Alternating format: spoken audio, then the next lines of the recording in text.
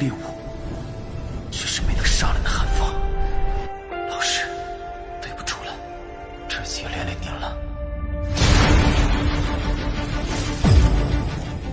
Selamat datang di animasi Donghua Spoiler.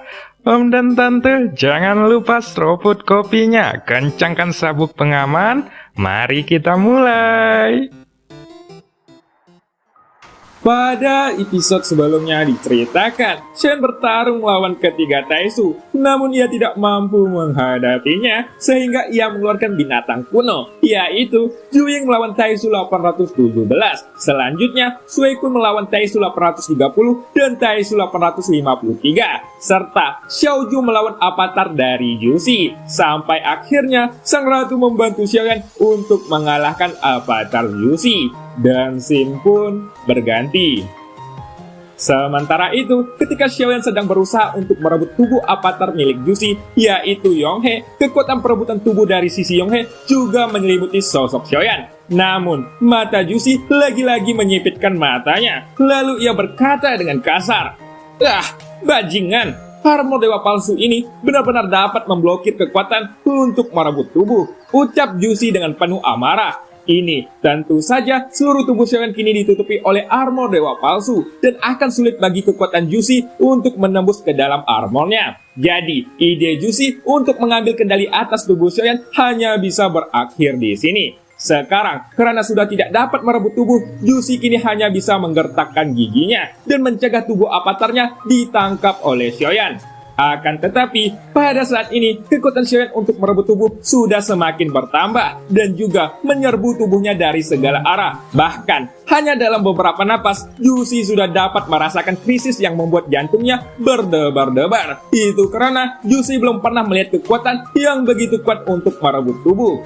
Jushi juga tidak menyangka bahwa Xiaoyan mampu mengambil kendali tubuh dengan kecepatan yang sangat cepat. Bahkan, meskipun Jushi mencoba yang terbaik untuk memblokirnya, ia masih tidak bisa menghentikannya. Pada kecepatan di tingkat ini, itu tidak akan memakan banyak waktu. Jushi sangat khawatir bahwa Xiaoyan benar-benar akan mengambil tubuh avatarnya dan jiwanya akan keluar dari tubuh Yonghe. "Yu King, cepatlah mundur," ucap Yonghe sambil berteriak. Yonghe jelas tahu bahwa situasi saat ini di luar kendali dirinya, dan dia harus mencoba yang terbaik untuk bisa melarikan diri.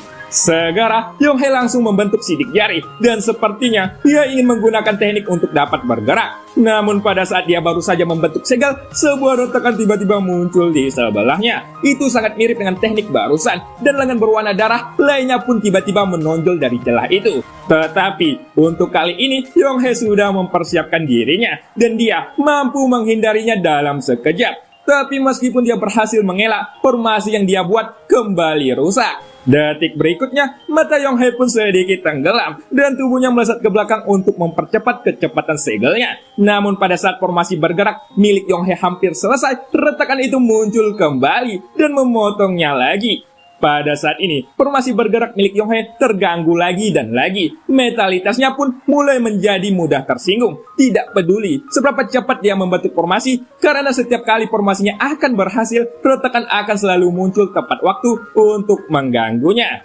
Tujuan dari munculnya retakan itu sangat jelas, yaitu tidak membiarkan Yonghe pergi dari tempat ini. Akan tetapi, yang membuat Yonghe semakin kesal adalah bahwa kekuatan untuk merebut tubuhnya tidak dapat bersaing dengan Xiaoyan.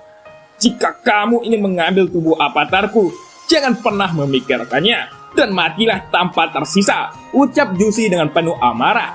Di atas bintang kecil yang unik di Istana Dewa Pemburu, yang lokasinya sangat jauh dari hutan keabadian, terdengar rongan marah dari sosok Jushi, seolah-olah seluruh bintang itu bergetar. Bintang-bintang dari Istana Dewa Pemburu akan mematuhi perintah mutlak dari Tuan Istana, dan formasi awan akan berubah menjadi langit, ucap Jushi kembali. Kini, Jushi kembali meraung dan suara itu jatuh sejenak. Lalu jika memperhatikan sekitar, di atas banyaknya bintang, Istana Dewa Pemburu ada cahaya biru yang naik ke langit. Kemudian, cahaya biru itu terus berkumpul di dalam kehampaan, dan sebuah formasi raksasa secara bertahap tercipta di kehampaan itu. Bahkan, jika orang-orang melihat formasi ini, dari kejauhan itu pasti masih sangat mengejutkan. Karena di atas kehampaan yang luas, sinar cahaya biru itu naik dari bintang-bintang, dan energi yang terkandung di dalamnya tidak bisa terbayangkan. Setelah itu, di atas bintang kecil ini, sosok Juicy langsung melesat dan berubah menjadi pelangi panjang untuk pergi menuju kehampaan yang luas.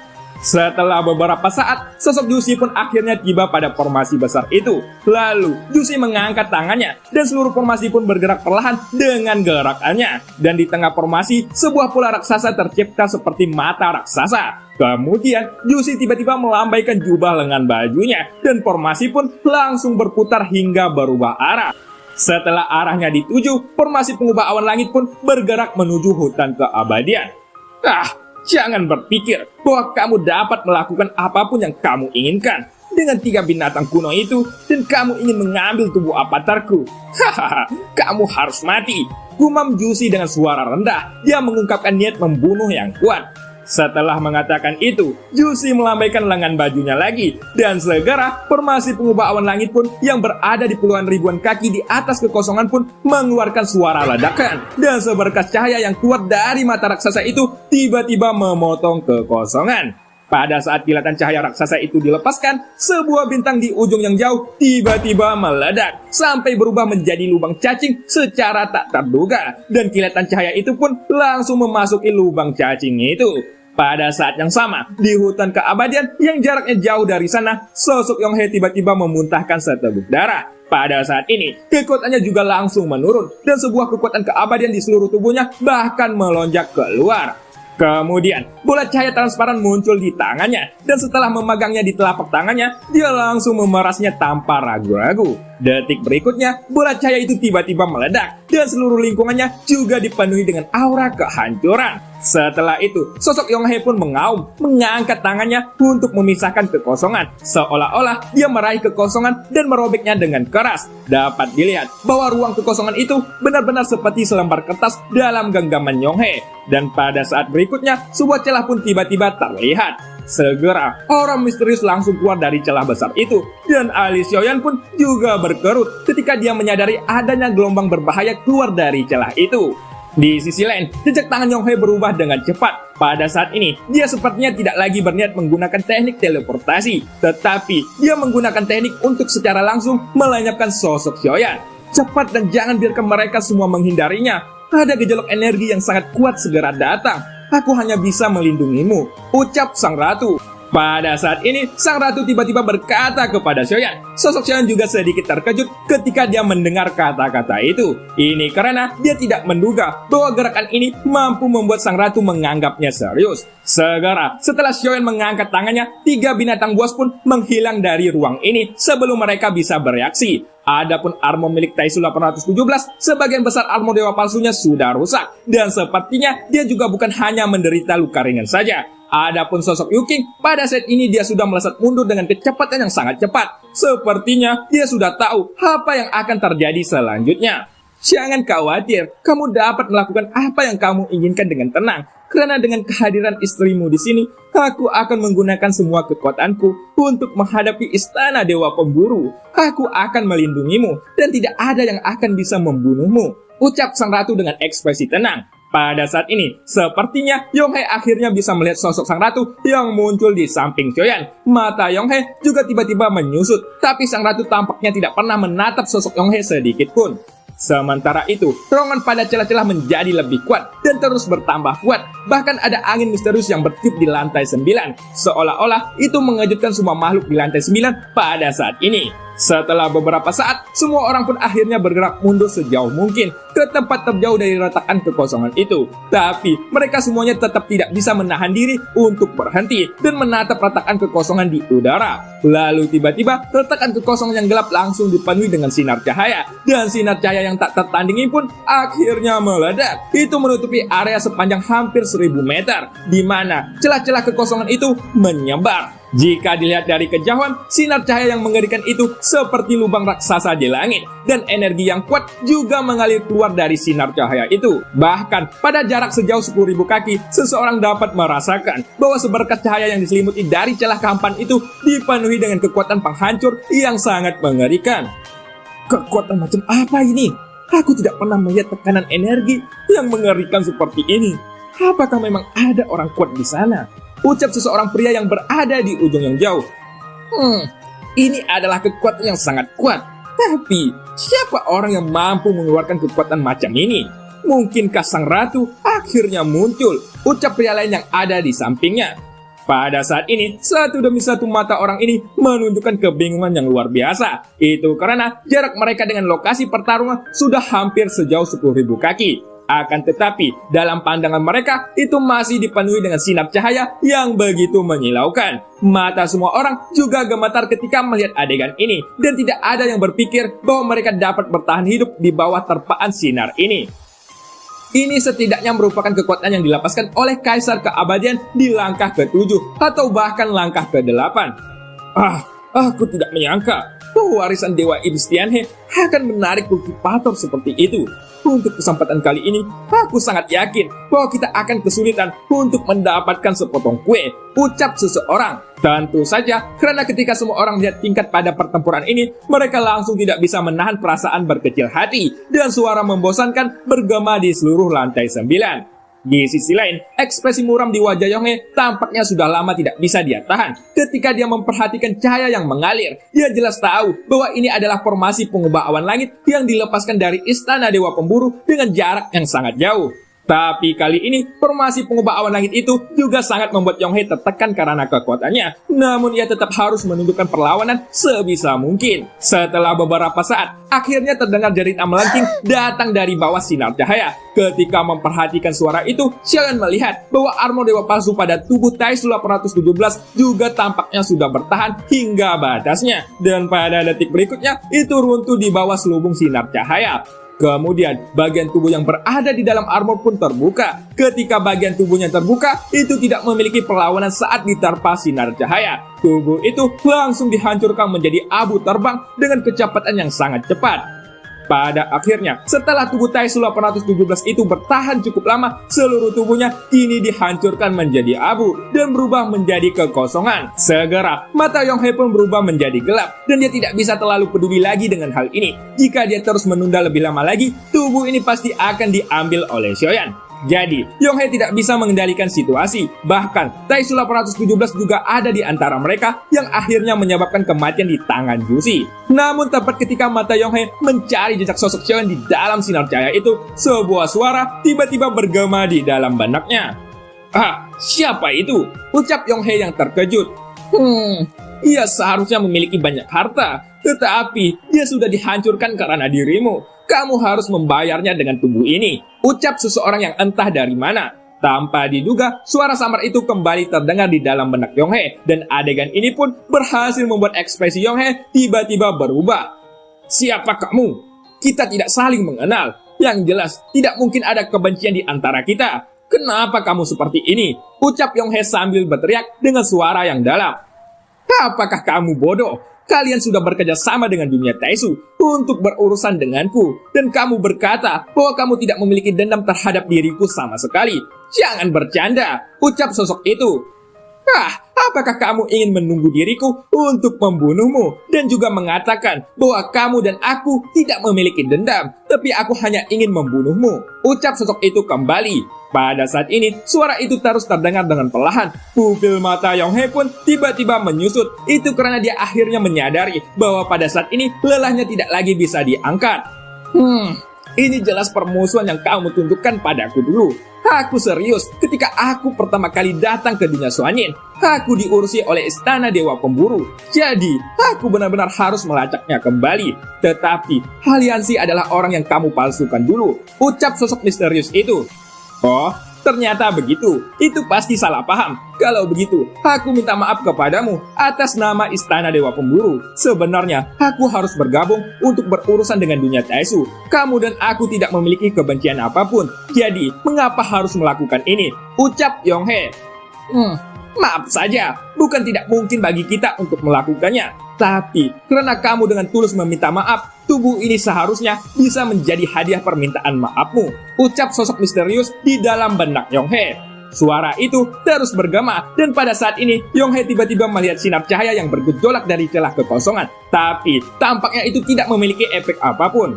Akan tetapi, suara di dalam benak Yonghe masih terus terdengar, yang berarti jelas bahwa seberkas cahaya itu tidak melukai Xiaoyan, karena penjarahan masih berlangsung dan bahkan tidak pernah berhenti. Apa yang kamu bicarakan? Bagaimana aku bisa bertahan tanpa tubuh ini? Ucap Yonghe sambil tersenyum masam dan menggelengkan kepalanya. Oh, apakah benar begitu? Wahai penguasa dari istana Dewa Pemburu, bukankah tubuh ini hanyalah avatar dari dirimu? Hayolah, jangan pelit begitu, ucap sosok misterius itu yang ternyata dia adalah Xiaoyan. Suara di dalam kepala Yonghe terdengar lagi, dan begitu pernyataan ini keluar, sosok Yonghe tiba-tiba membeku. Lalu pada saat yang sama, tubuh asli Jusi yang tengah menggantung di udara di istana Dewa Pemburu juga sedikit terkejut.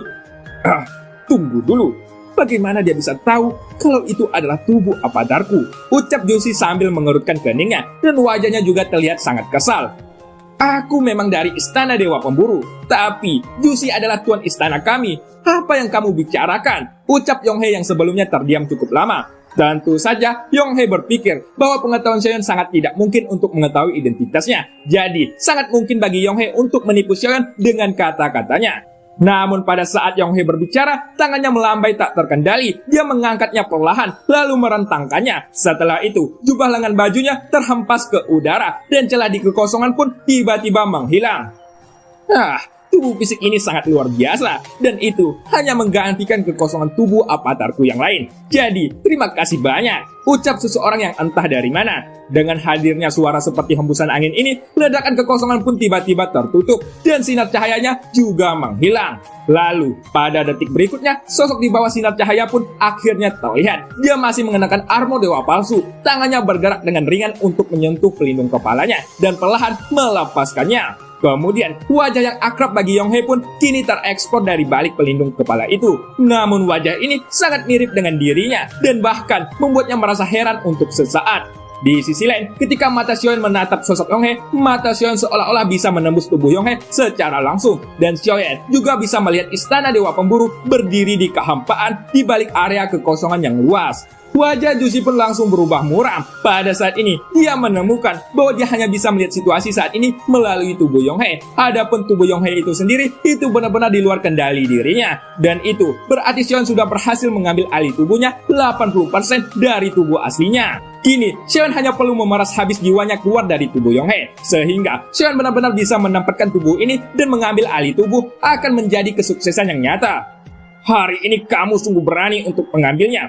Tapi, jika kamu benar-benar mengambil alih tubuh avatar ini sepenuhnya, maka Istana Dewa Pemburu akan melakukan apa saja untuk menghancurkanmu, ucap Jusi sambil berteriak kencang. Pada saat ini, Jusi tampaknya tahu bahwa menutup-nutupi tidak ada gunanya lagi. Dari keyakinan di mata Xiaoyan, Jusi mengerti bahwa Xiaoyan memiliki kepastian mutlak, dan dia bahkan tidak memiliki keraguan sedikit pun. Jadi, Yonghe tidak mau lagi menunjukkan kebohongannya.